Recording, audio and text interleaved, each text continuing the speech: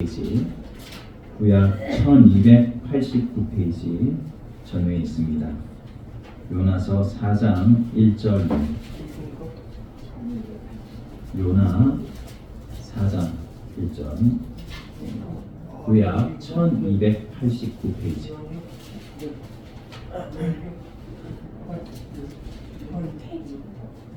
(1289페이지)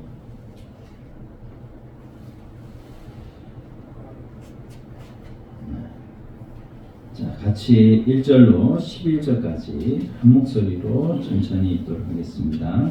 요나가 매우 싫어하고 성내하여 여호와께 기도하여 이르되, 여호와여, 내가 고국에 있을 때에 일어나겠다고 말씀하지 않으려나이까? 그러므로 내가 빨리 다시스로 도망하였사오니 주께서는 은혜로우시며 자비로우시며 노하기를 크게 하시며 이내가 표시사 뜻을 돌이켜 재앙을 내리지 아니하시는 하나님이신 줄을 내가 알았음이니이다.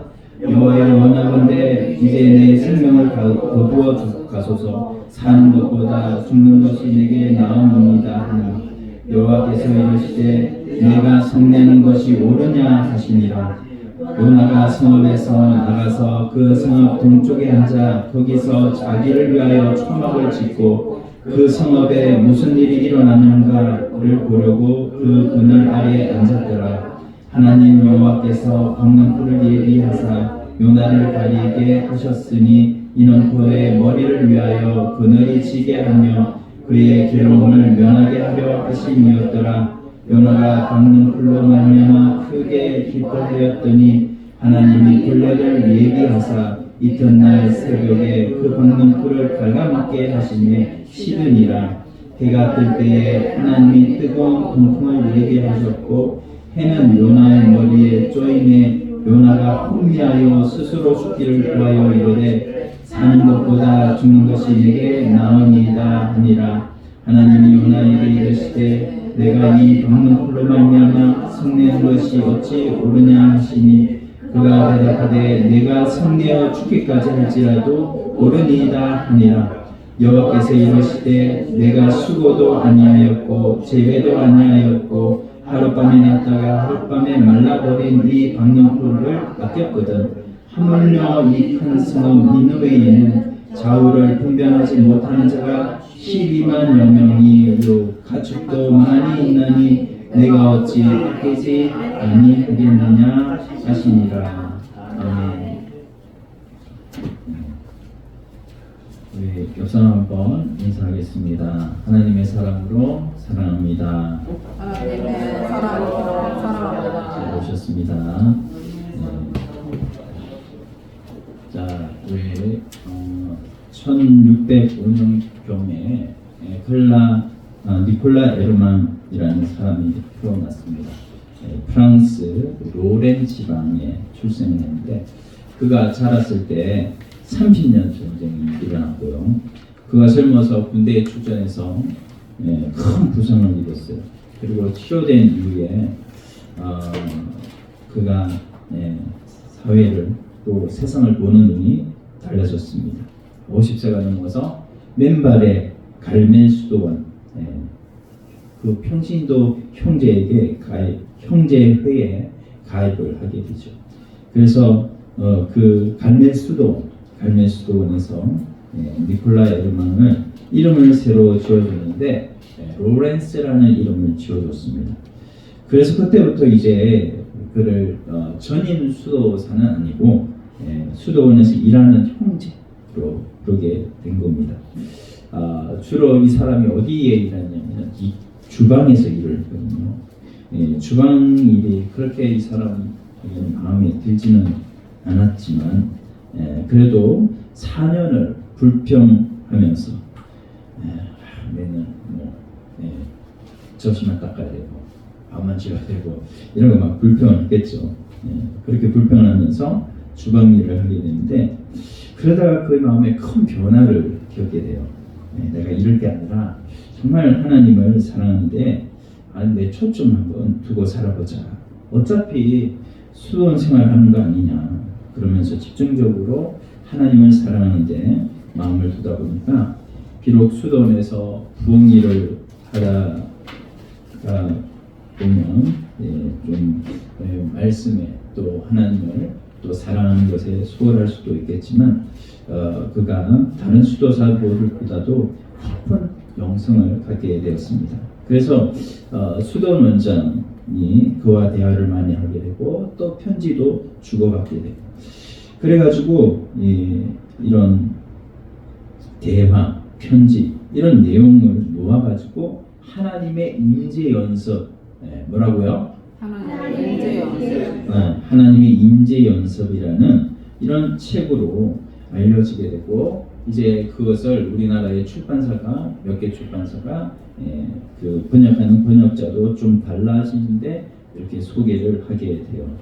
그래서 캐톨릭이나 우리 개신교회나 이 로렌스 형제가 생활 속에서 수도사로서 하나님과 얼마나 그 부엌에서 딸가락거리는 그런 부엌 도구 소리 또 여기서 여기저기서 막 밥 달라고 이거 이렇게 요구하는 그런 분위기 속에서 어떻게 다른 수도사들보다도 또 전임 수도사들보다도 더 깊은 영성을 소유하고 하나님과 사랑의 깊은 그런 교제를 나눌 수 있었는가? 그 기록이 그 300년 동안 지금으로부터 한 1600년, 1700년 그쯤이니까 300년 동안 지금까지 내려오면서 많은 사람들에게 영향을 끼치고 있다고 합니다. 제가 느끼는 것은 하나님 이 사역에 또 모든 사람들의 인생에 살아오면서 우리는 이제 모든 것이 우리가 이렇게 직장도 다니고 좀 또 사역을 하고 우리가 이런 상황 속에서 중요한 것이 뭔가? 중요한 것은 바로 우리가 하나님과의 관계고 또 하나님과의 교제다, 교통이다. 이것이 참 중요하다는 것을 생각을 하게 됩니다. 어차피 우리가 모든 사람은 자기 직업을 가지고 있잖아요. 자기 일을 하게 되는 것이죠. 주부분들은 주부 일을 하게 되고 그렇게 일을 하다가 어떤 사람은 능력 있는 일을 할 수도 있겠고 어떤 사람은 어떤 능력이 많이 필요하지 않은 일을 할 수도 있겠고 그런데 이런 일을 하면서 정말 우리가 하나님과의 이런 교통 이게 정말 중요하고 그렇게 교통이 되었을 때 일은 언제든지 은퇴할 수 있잖아요. 우리가 60살이 되면 은퇴를 하게 되고 65살이 되면 은퇴를 하게 될 수도 있는데 우리가 100년 이제 이쪽 저쪽을 살다 보면 이제 나머지 30년, 나머지 40년을 어떻게 살아갈 것인가? 우리가 이것을 늘 생각할 때에 하나님과의 어떻게 하면 깊은 교제로 들어가며 하나님과 얼마나 깊은 영성에 들어가는가? 이게 참 중요하다는 것이죠. 여러분, 그래서 우리가 오늘 말씀 가운데 요나서를 보면서 하나님과의 이 깊은 교제가 얼마나 중요한가 이런 것을 좀 깨닫게 되는데 요나서 보면 굉장히 짧습니다. 한 장 넘기기만 하면 요나서 1장이 바로 나와요. 그렇게 짧아요. 근데 이 요나는 굉장히 중요한 거예요. 분열왕국 시대에 아수르를 향한 이 아수르는 바로 북왕국 이스라엘을 멸망시킨 나라입니다.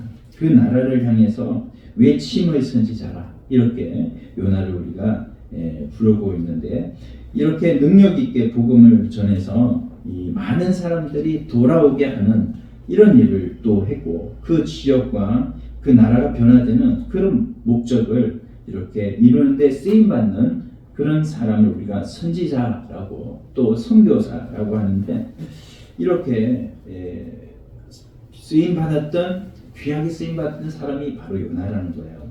그래서 이 요나라는 사람 정말 대단합니다. 하루길을 외쳤는데 그 도성이 다 회개를 해버려요. 그래서 왕부터 짐승까지 만약에 제가요 미국에 가서 뉴욕의 한복판에 가가지고 막 회개하라고 막 거기서 외침전도를 했는데 하루를 막 다니면서 외침전도를 했는데 이 뉴욕이 다 시장부터 해가지고 막 거기에 강아지까지 다 회개를 고양이까지 회개를 다 한다면 여기 영교회 그냥 여기 이 자리에 있을까요? 다 모든 사람들이 막 그 소식을 듣고 막 차를 다 몰고 가지고 막 저한테 번호표 뽑고 기다리고 있지 않을까 그런 생각이 막 드시죠. 생각하면도 막 기쁜데 우리가 요나서를 또 보면 좀 이런 귀하게 쓰임 받은 요나이지만 또 앞뒤가 안 맞는 내용들을 우리가 볼 수가 있습니다. 요나 선지자들은 이 사명에 불타가지고 막 하나님 명령만 떨어지면 쫓아가서 내가 전하겠습니다. 목숨 걸고 목숨 내놓고 전하겠습니다. 라고 말을 하는데 이 요나는 조금 달라요.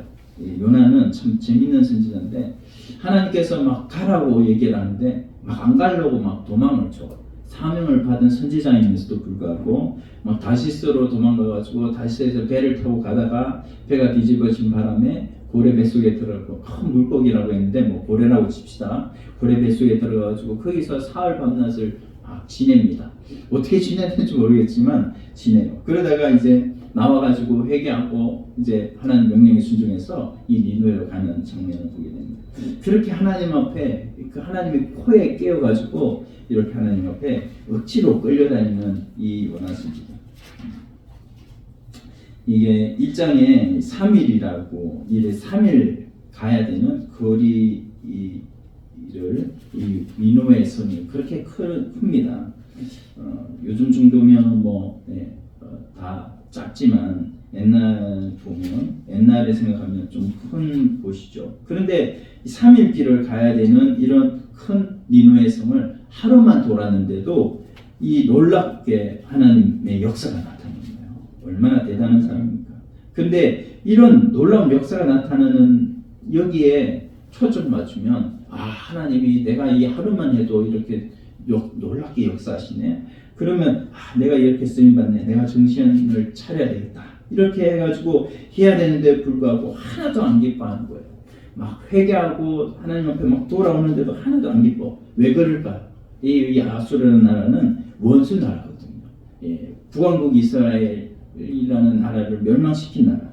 이 대제국 이 나라가 얼마나 잔인한 나라고 하나님께서 이 나라를 박살을 내버려야 되는데 이렇게 회개하고 돌아오는 이런 역사가 일어나니까 그게 싫은 거죠. 그래서 4장 5절에 보면 요나가 성 앞에 가가지고요. 성 앞에서 죽치고 앉아가지고 이 니느웨 성이 언제 무너질까? 언제 심판받아서 멸망하는가 지켜보겠다고 하는 장면이에요. 너무 무더우니까 이 요나를 위해서 하나님께서 박능풀을 준비합니다. 그래서 박능풀이 속성으로 자라요. 그리고 햇볕을 가려줘요. 요나가 살 것 같아서 그때 좋아합니다. 근데 하나님이 또 일부러 밤사이 벌레를 또 준비해가지고 이 박능풀을 다 갉아먹게 합니다. 그래가지고 햇빛이 이제 막 거의 머리에 다 쬐니까 이거 뭐 머리가 열을 받잖아요. 스팀을 받으니까 완전히 해롱해롱 해가지고 이제는 그때는 내가 이제는 죽는 것이 더 낫습니다 라고 하나님 앞에 얘기를 하고 막 불평을 하는 거죠. 그래서 이런 이제 준비시켰다, 예비했다는 말이 세 가지가 나옵니다. 박능풀을 첫째 예비하고 두 번째는 벌레를 예비하고 세 번째는 동풍을 예비했어요. 그렇게 하나님께서 예비하셔가지고 이제 10절, 11절에 보면 10절 하반절에 보니까 이렇게 말씀하고 있습니다. 내가 수고도 아니하였고 재배도 아니하였고 하룻밤이 났다가 하룻밤이 말라버린 이 박능풀을 아꼈거든. 하물며 이 큰 성읍 니느웨에는 좌우를 분별하지 못한 자가 12만 명이요 가축도 많이 있나니 내가 어찌 아끼지 아니하겠느냐 이렇게 하나님께서 말씀하는 장면이 나와요. 그래서 제가 이 부분을 보면서 기회가 되면 이제 거꾸로 이쪽으로 이제 앞에 부분도 말씀드리겠지만 1장을 우리가 읽다 보면 요나서에 대한 오해를 할 수가 있는 소지가 있어서 제가 결론적인 얘기를 좀 드리고 간간히 앞부분도 말씀을 드릴까 합니다. 그래서 우리가 첫 번째로 제가 요나서가 우리에게 말씀해 주려고 하는 이 복음의 진리가 뭔가. 그 첫 번째가 뭐냐면 하나님의 성품이 위대함을 보여주기 위한 것이 바로 요나서 뒷부분에 있는 말씀이다라는 거예요. 하나님의 성품. 자, 그 하나님의 성품은 여러 가지가 있습니다. 하나님의 성품은 선하시고 또 전지전능하시고 또 편재하시고 어디에서나 계시고 보이지 않으시는 영이신 하나님, 그런 하나님이시지만 또한 선하시고 긍휼이 많으신 하나님이시다. 그래서 우리가 그런 하나님의 성품을 볼 수가 있는데 이 1장만 보면 뒷부분을 보지 않으면 니느웨 백성들에게 가서 회개의 메시지를 외쳐야 된다, 이런 쪽으로 우리가 포커스를, 요나서를 맞출 수 있지만 이 요나서의 포커스는 요나한테 포커스가 맞춰져 있는 거예요. 요나의 사역에 맞춰져 있는 것이 아니라 요나의 순교적인 안목으로 이 요나서를 이 해석을 하는 게 아니라 바로 요나를 통해서 하나님의 성품을 보여주는 그런 목적으로 이 요나서를 기록하게 한 것입니다. 그래서 요나를 보면서 우리가 1장 2절에 가면 또 요나서에 요나를 향한 명령이 나와요. 그래서 1장 2절 한번 읽어볼까요? 너는 일어나 저 큰 성읍 니느웨로 가서 그것을 향하여 외치라. 그 악독이 내 앞에 상달되었느니라. 이렇게 말씀하고 있습니다. 그리고 3장 2절에도 보면은 3장 2절에 똑같이 일어나 저 큰 성읍 니느웨로 가서 내가 내게 명한 바를 그들에게 선포하라, 이렇게 말씀을 하셔요. 그래서 우리가 이 선교적인 안목으로 이 성경을 좀, 이 요나서를 볼 수도 있겠는데, 그렇게만 해석을 하면 요나는 엄청난 성공한 케이스죠, 선교사로서. 그러나 그러나 요나서는 선교적 안목이 아니라 그냥 엄청난 성공을 요나가 했지만 그 요나의 사역의 목적이 아니라 포커스가 요나를 통해서 하나님이 어떤 분인가를 가르쳐 주기 위해서다. 그래서 이게 복음이고 하나님께서 어떤 분인가를 오늘 4장 2절에 보면 나와 있는데, 뒤에 이제 4장에 보면 주께서는 4장 2절에 은혜로우시며 자비로우시며 노하기를 더디하시며 인애가 크시사 뜻을 돌이켜 재앙을 내리지 아니하시는 하나님이신 줄을 내가 알았습니다. 이게 하나님의 진짜 성품이시거든요. 근데 요나는 이게 싫은 거죠. 이게 싫은 거예요. 바로 하나님의 자비롭고 긍휼하신 그 하나님의 성품이 싫은 거예요. 저는 이해하기가 좀 어려운 게 사실이었습니다. 처음에 요나서를 읽으면 도무지 요나를 이해할 수가 없는 거죠.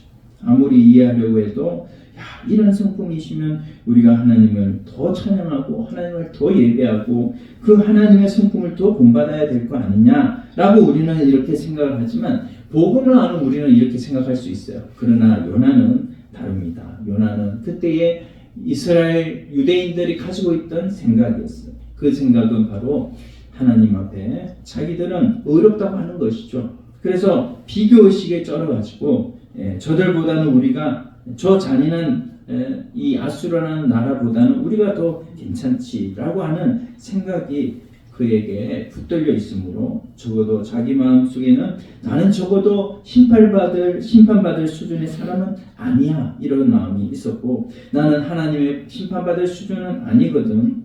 그리고 나는 2장에 보면 물고기 뱃속에 들어가가지고 물고기 뱃속에 3일 동안 어떻게 살았는지 모르지만 잘 숨을 쉴 수가 있었겠어요. 겨우 목숨만 붙어 있는 수준이었겠죠. 그런 상황 속에서 하나님께 회개하고 나와가지고 하나님의 명령에 순종한다고. 그리고 나는 이 자리에 와 있거든.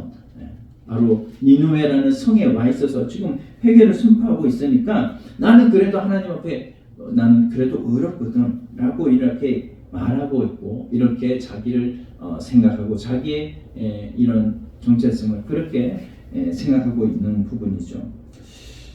그런데 하나님은 그게 아니에요. 이 요나를 통해서 하나님의 성품을 보여주고 하나님께서 얼마나 사랑이 많으시고 인애와 긍휼이 많으신가를 보여주기 위해서 요나를 초점으로 이 요나서를 진행을 하고 있습니다.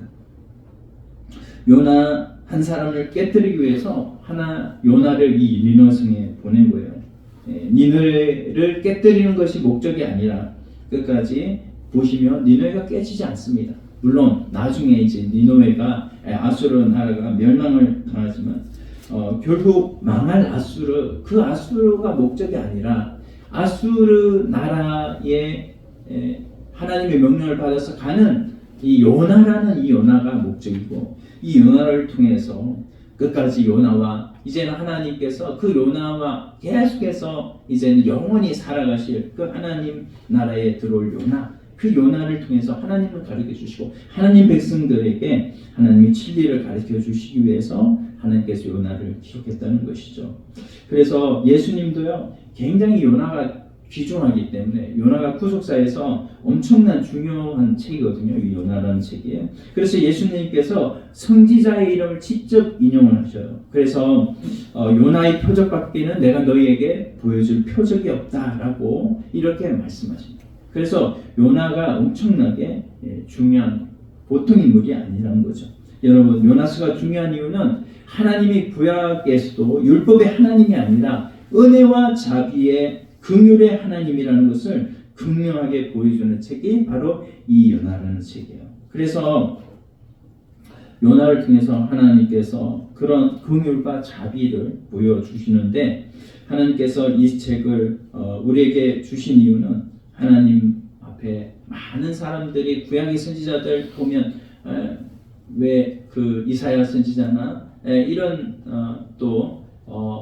이 많은 구약의 선지자들이 왜 하나님 심판하시지 않습니까? 왜 하나님의 살아계심을 보여주시지 않습니까? 왜 가만히 두십니까? 왜 전하를 가만히 두시고, 왜 하나님 의인이 우리 다윗을 보면 그런 이제 시편에 보는 시가 많죠. 난 하나님을 의지하는데 왜 하나님 가만두지 않으십니까? 라고 하는 이런 자기를 핍박하고 자기를 대적하는 이런 악인들을 왜 가만히 두십니까? 라고 하는, 벌을 때리든지 저들을 멸망시키든지 저들을 심판하셔야 되지 않습니까? 라고 하는 것이 바로 구약 성경의 많은 맥락을 차지하고 있지만, 요나는 또 다르게 하나님을 바라보고 있는, 그래서 하나님을 정확하게 바라보고 있는 그런 요나를 우리가 볼 수가 있죠. 그래서 하나님께서 왜 예수님께서 요나를 이렇게 이름을 얘기를 하고 이렇게 하셨는가? 요나가 굉장히 중요한 인물이기 때문에, 그리고 진짜 예수님의 마음과 같이 요나의 마음도 긍휼과 또 사랑이 많으신 그 하나님을 알고 있기 때문에 그렇게 예수님도 말씀하신 것이죠. 여러분, 구약은 이렇게 율법이 주장하는 시대라서 우리가 죄인인 것을 알게 하고, 또 율법은 뭐예요? 우리가 그 율법을 보면서 내가 죄인인 것을 알 수 있게 거울로 비춰주는 것이 바로 율법이죠. 하나님 말씀을 십계명에 보면 10가지의 계명이 있잖아요. 그 10가지의 계명을 보면서 내가 죄인이구나 라는 것을 우리가 깨닫게 하기 위해서 이 계명을 주신 거죠. 근데 이 계명을 통해 가지고 나는 하나님 앞에 내 모습을 보니까 죄인인 것을 깨닫는데, 때로 우리가 이 죄인의 모습을 보면서도 나는 또 의인이라는 생각을 또 가지고 있어요. 우리가 보면 우리 칭의라고 하는 이런 예수 그리스도의 의로 말미암아 우리가 구원을 얻은 이 의가 있기 때문에, 그런 내 의가 아닌데도 이상하게 우리는 자꾸만 보이는, 우리가 교회를 와서 하나님 말씀을 듣고 하나님 말씀대로 어쨌든 기도하고 또 하나님 말씀대로 마음을 써서 하나님 앞에 착하게 구는 우리의 모습을 보니까 이걸 가지고 하나님 앞에 의로, 자기 의로 여긴다는 말이죠. 하나님 앞에 우리는 그런 의가 없습니다. 오직 예수 그리스도의 십자가의 보혈, 그 의가 아니면 우리는 하나님 앞에 나갈 수가 없는 거예요. 그러나 구약의 많은 사람들은 그렇게, 또 유대인들은 그렇게 자신을 바라봤고, 그런 자신을 바라보는 그 모습을 통해 가지고 하나님 앞에 그들은 많은 사람들에게 악영향을 끼치는 그런 모습들을 우리가 볼 수가 있습니다. 요나는 참 믿음이 좋았던 사람이에요. 하나님께서 한번 하신다고 하면 이 많은 니느웨의 이런 12만여 명이라는 많은 사람들이 하나님이 하시기만 한다면 그들이 회개하고 돌아올 것이다 라고 하는 그런 믿음이 있었어요. 이게 얼마나 큰 믿음입니까? 우리는 그런 믿음을 가진 적이 있습니까? 그러나 우리가 중요한 것은 뭐냐면 우리 자체가 변화되는 것이죠. 하나님 앞에는 우리는 어떤 자로 어떤 부흥사는 그래요.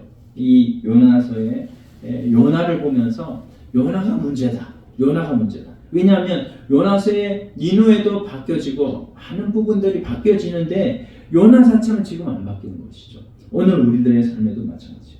제가 언제 한번 말씀을 드렸던 그 흰개꼬리 3년이라고 하는 말씀을 드렸는데 그렇게 안 바뀌는 우리의 마음이 바로 오늘 요나의 마음이 아닌가. 우리가 한번 요나를 보면서 우리 자신을 볼 수가 있습니다. 자, 우리가 여기까지 이제 제가 이제 불순종했던 요나, 이제는 하나님 앞에 그가 순종하는 모습으로 가는 것 같았지만 결국은 요나 마음은 또 안 바뀌는 모습을 보았고요. 두 번째는 이 구약 시대의 수준이 아주 저급하다는 것을 우리가 좀 보려고 하는데요. 우리 구약 시대가 저급하다는 구약 시대의 성도들의 수준이 이 유대인들의 수준이 좀 저급하다는 거예요. 요나 선지자 사건은 구약에 있었던 사건이죠. 근데 구약에는 이 요나가 하나님과 연합이 안 됐어요. 하나님이 어디 계시냐면 요나 밖에 있습니다. 요나 밖에. 구약 시대는 하나님이 요나 밖에 있었고 요나가 또 하나님 밖에 있었어요. 그래서 그 구약의 시스템으로 보면은 하나님이 요나와 연합이 안 된 상태이기 때문에 함께 하지 않았다는 거예요. 함께 하지 않았다. 그래서 임마누엘로는 함께 했지만 연합한 것은 아니죠. 그 말이 무슨 말이냐?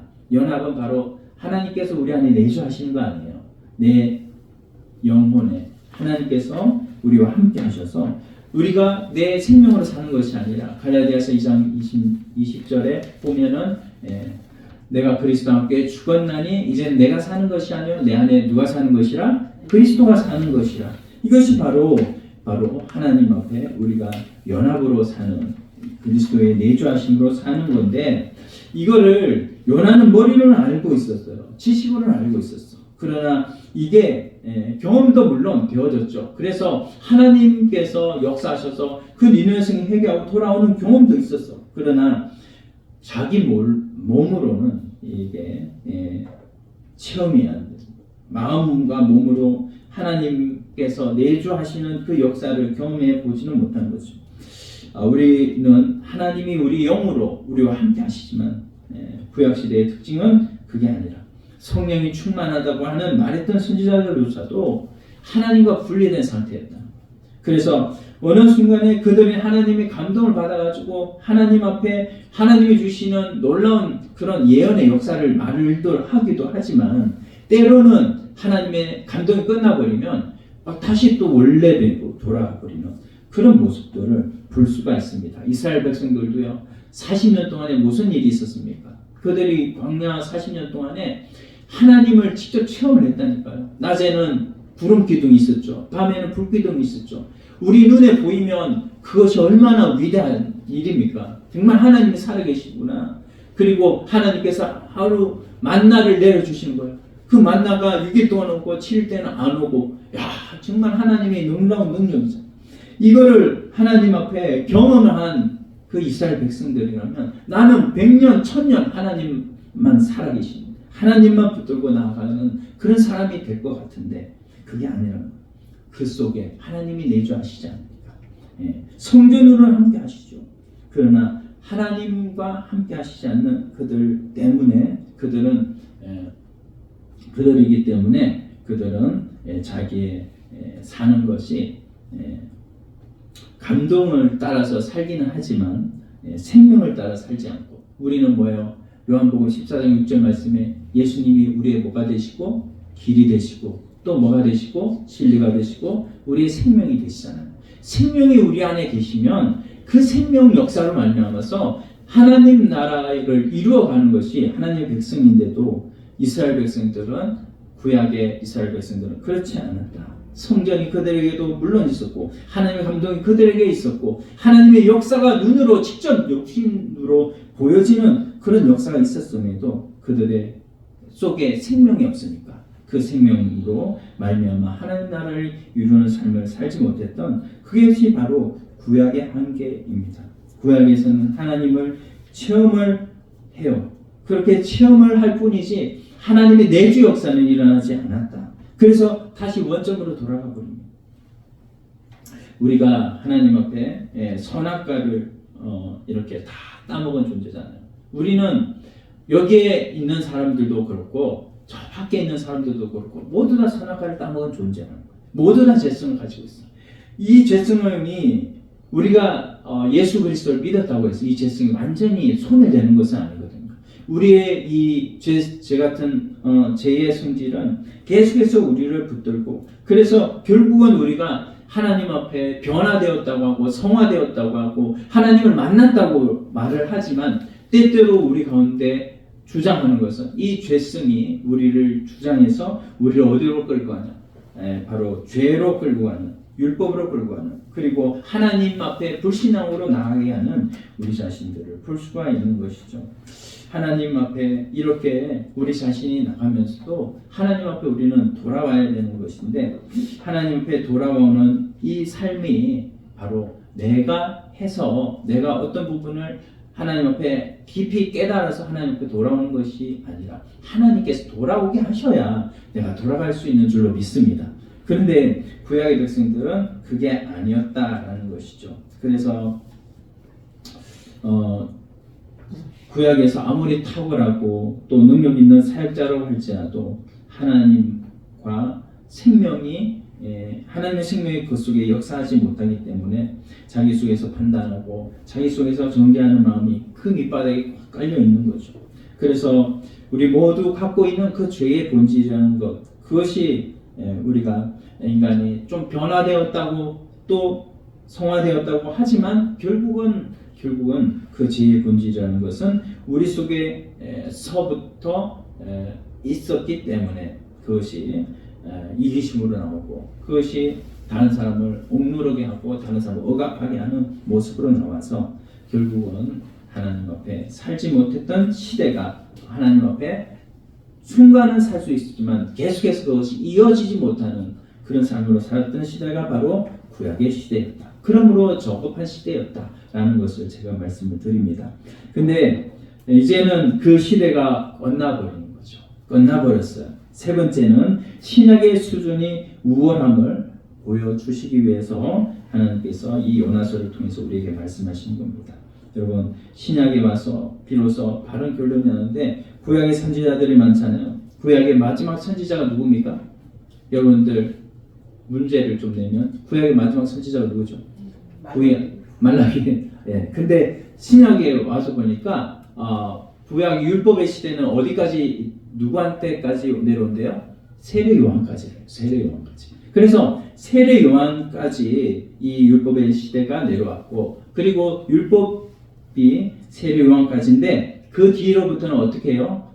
바로 성령이 내려오시는 것이죠. 그래서 이제는 우리가 세례 요한은 구약의 선지자들보다도 가장 큰 선지자가 바로 세례 요한이다 이렇게 얘기를 하셨어요. 그것은 뭐냐면 바로 예수님을 만났고 또한 이제는 세례 요한이 그렇게 예수님을 배웠던 그것으로 세례 요한이 큰 선지자지만 또한 세례 요한은 신약 시대에 우리 성도들보다도 가장 작은 자가 세례 요한이다. 왜냐하면 세례 요한은 바로 우리 신약의 이 성령 오순절 성령 사건으로 인해서 성령이 그 속에 내주하신 내주 역사를 경험하지 못했기 때문에 신약 시대 성도들보다도 세례 요한은 더 작은 자다 이렇게 얘기를 하거든요.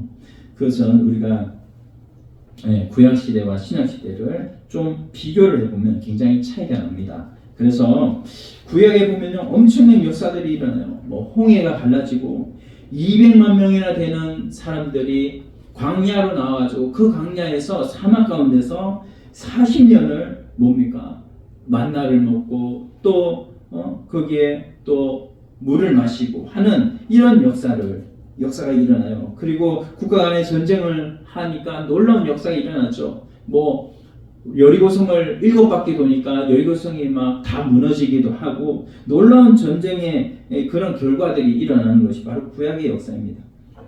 근데 신약에 오면요, 이게 바뀌어지는 거예요.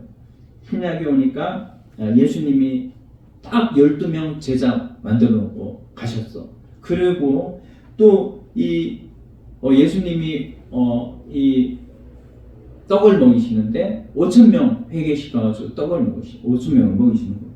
5,000명 먹이시고 그리고 뭐 몇 사람 12명 이렇게 고치는 이런 병 고치는 역사. 예, 이런 개인적인 이런 구약과 신약의 차이는 뭐냐면 구약은 이렇게 크게 역사가 일어나는 반면에 신약은 개인적으로 이렇게 병 고치는 역사.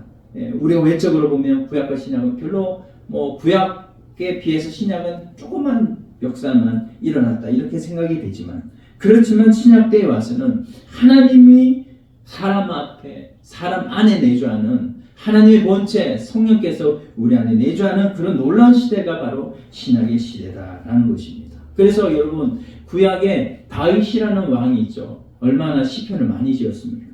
근데 그 다윗을 우리가 본받자고 말하지만 다윗이 어떤 사람이었습니까? 다윗이 막 쫓기고 할 때는 굉장히 하나님 앞에 영생이 충만해가지고 하나님 막 찾고 시편도 많이 싣고 그랬지만 그가 왕이 되고 나서 왕자리에 올라가가지고요 괜히 옥상에 올라가가지고 할 일이 없으니까 그늘다가 뭐예요? 목욕하는 여자 보고 그 여자를 취해가지고 바로 동침을 하게 되고 간음죄 저질렀고 남편 우리아를 전장에 나가서 죽게 만들고 가정을 해체하는 이런 범죄자가 되는 것이죠. 그렇게 이제 다윗이 그랬고 솔로몬도 그렇잖아요. 솔로몬도 하나님 앞에 1,000번제를 들어가지고 지혜를 선물로 받았는데 나중에는 어떻게 말해요? 나중에는 막 공주 부인들이 막 1,000명 이렇게 많은 부인들을 tum으로 인해 가지고 하나님 앞에 죄를 저질러므로 말미암아서 얼마나 많은 사람들을 이렇게 죄를 짓게 만듭니까? 그래서 구약의 이런 사람들을 보면 그 사람들이 처음에는 참 하나님 앞에 잘 나갔는데 뒷부분이 많이 안 좋았던 모습들을 다윗과 솔로몬을 보면서 우리가 알 수가 있는 것이죠. 하나님의 감동이 그들에게 얼마나 많이 역사를 했습니까? 그래서 시편도 많이 짓고 그렇게 하나님의 마음에 합한 그런 자들로 그렇게 섰지만 나중에 그렇게 되지 못했던 것은 그들에게 무슨 역사가 없었기 때문이죠. 성령의 내주 역사가 없었기 때문이죠. 오늘 우리들에게도 하나님께서는 이제는 십자가 사건, 오순절 사건 그 이전에는 계속해서 하나님께서 이렇게 하나님 함께 해주시는 임마누엘의 역사가 물론 나타났지만 그들은 외적으로 하나님 함께 해주시는 그런 모습이었다면 이제는 오순절 성령 강림으로 말미암아 별 역사는 별로 없어요. 120명이 열흘 동안 기도했고 거기에 성령의 불이 떨어졌대요. 그 뭐 대단한 것 같지 않아요. 그렇지만은 그 놀라운 사건이 왜 분기점이 되냐면 이를 통해서 구약의 모든 사건을 다 정리를 하고 이제 준비된 다음에 신약에 와서 오순절 사건을 넘겨서 이제는 성령님이 우리 사람 속에 내주해버리는 역사가 있게 된 것이죠. 할렐루야. 하나님이 우리와 함께하는 것. 그러므로 신약과 구약을 가르는 가장 중요한 사건은 뭐를 받은 사건이에요? 성령을 받은 사건이에요. 그래서 신약처럼 성령으로 사는 시대가 아니라 구약은요 하나님과 사람이 분리되어 사는 육으로 사는 시대. 그것이 바로 구약의 시대였다. 그래서 우리가 이제는 우리가 제가 말씀드렸지만 데이트만 하면 아이가 나옵니까? 안 나옵니까? 안 나오잖아요. 근데 진짜 결혼을 해서 두 사람이 연합이 되어지면 어떻게 해요? 아이가 나오잖아요. 아이가 나오고 그때 놀라운 열매가 나오는 것처럼 오늘 우리들이 그리스도와 함께 연합이 되어지면 데이트만 하던 시대는 이제는 지나가고 이제는 연합이 된 그래서 무슨 열매가 나와요? 성령의 열매가 나오는 것이죠. 사랑의 열매가 충만히 막 나오고 희락의 열매, 기쁨의 열매, 그리고 평안의 열매가 오래 참음의 인내의 열매가 나오는 것이죠. 그렇게 그리고 절제의 열매도 나오고 이게 바로 놀라운 거예요. 우리 속에서 그런 열매가 충만히 맺어질 수 있는 것은 우리 안에 누가 계시기 때문에 성령님 하나님의 본체가 계시기 때문에 신약시대가 더욱더 구약에 비해서 더욱더 위대하고 더욱더 고차원적이다라는 것을 제가 말씀을 드립니다. 그래서 우리가 이렇게 우리가 하나님 앞에 이렇게 예배를 하면서도 여러분 하나님 앞에 예배하는 우리가 이렇게 떨어져 있고 육적으로 떨어져 있지만 우리는 뭘로 연결되었습니까? 우리 속에 내주하시는 성령으로 연결이 되어 있는 줄 믿습니다. 그래서 우리가 그런 놀라운 하나님의 내주 역사가 우리 속에 있음으로 인해서 우리가 더욱더 그들보다도 우리 내적으로는 하나님을 더 닮아갈 수 있고 로렌서처럼 하나님과 더욱더 교통할 수 있는 이런 삶으로 우리가 바뀌어진다는 거예요. 구약에는 외적으로 이렇게 보여지는 것이 굉장히 풍성하고 굉장히 크게 보여지는 그런 모습이었다면 이제는 우리 속에 성령께서 내주하심으로 내 힘으로 사는 것이 아니고 내 생명으로 사는 것이 아니고 우리 주님이 우리와 함께 항상 함께 하심으로 내가 어디를 가서나 주님과 함께 동행하며 살아갈 때 우리는 내가 중국에 갔어도 내가 일본에 갔어도 내가 미국에 갔어도 거기에도 하나님이 계시고 거기에도 하나님 백성들로 함께 교회를 이루어가는 하나님의 자녀들로 하나님이 쓰시는 자로 그렇게 우리를 사용하여 주실 줄로 믿습니다. 이것이 우리의 정체성이고 이것이 복음이고 이것이 하나님 앞에서 우리가 이 주일 예배 1시간 드리고도 일주일 동안 성령 충만하여 살 수 있는 비결이 바로 우리 속에 있는 하나님의 영 성령께 집중할 때 그분 앞에 우리가 믿음으로 승리할 수 있는 주님 앞에 길이 쓰임 받을 수 있는 우리 자식으로 바꿔 주실 줄로 믿습니다. 이 놀라운 성령의 기름 부음을 여러분 다 받으신 줄로 믿고 이제는 하나님 앞에 이제는 그 성령의 기름 부음의 역사를 나한테만 주신 것으로 생각하지 말고 우리가 이것을 주변에 많이 심어서 복음을 심어서 씨앗을 심어서 많은 사람으로 주님 앞에 나오게 만드는 주님 앞에 나도 천국을 누리는데 너도 한번 천국을 누려보라고 이렇게 얘기해 줄 수 있는 우리들이 다 되기를 서로 소원합니다. 하나님의 역사가 우리 안에 있으면 뭐가 나온다고요?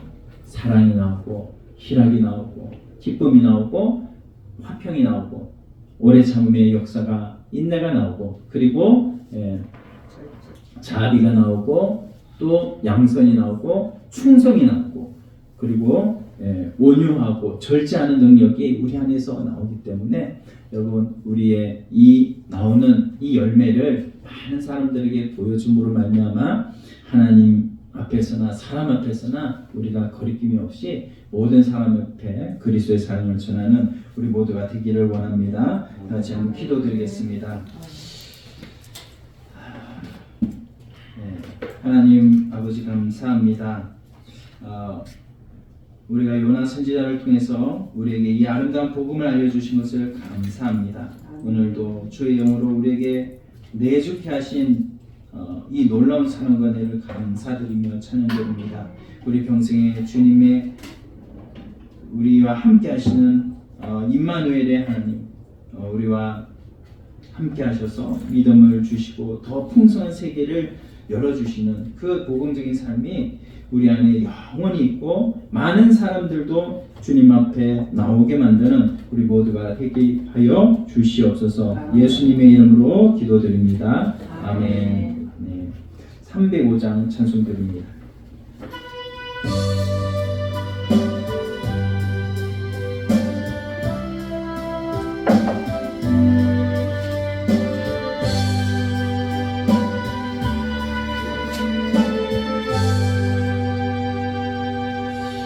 나 같은 죄인 살리신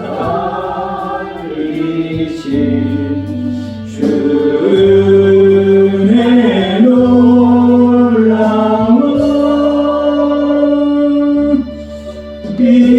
잃었던 생명 찾았고 화명을